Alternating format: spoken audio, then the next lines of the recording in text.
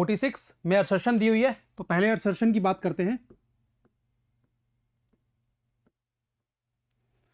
In a series LCR circuit connected to an AC source resonance can take place. तो हम यहां पे बात कर रहे हैं कि जो सीरीज एलसीआर सर्किट होता है उसके अंदर रेजोनेंस की पॉसिबिलिटी होती है।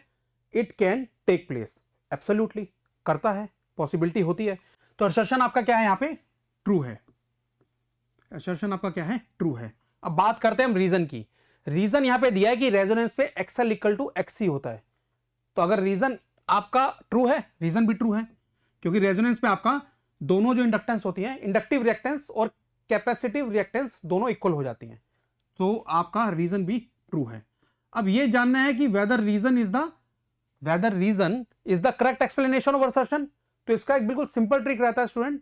अगर आपको कहीं भी ऐसे क्वेश्चन में कंफ्यूजन हो कि क्या ये फिट बैठ रहा है, नहीं बैठ रहा, सही एक्सप्लेनेशन है या नहीं है, तो आप असर्शन और रीजन को बिकॉज लगा के कनेक्ट करो।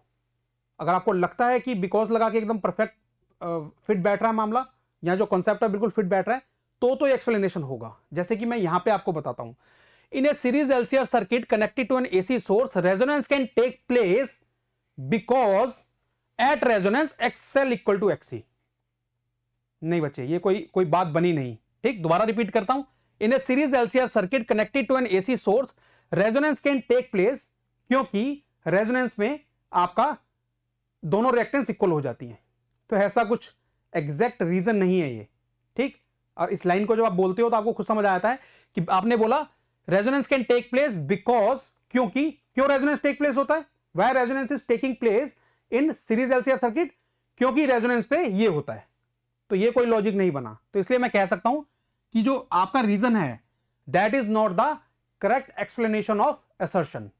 Reason is not correct explanation of assertion. ठीक है, दोनों ट्रू। तो ऑप्शन कौन सा होगा आपका करेक्ट? असर्शन रीजनिंग में कौन सा ऑप्शन होगा आपका? इस क्वेश्चन के लिए बी ऑप्शन करेक्ट होगा। कौन सा करेक्ट होगा आपका? Option number B. Thank you.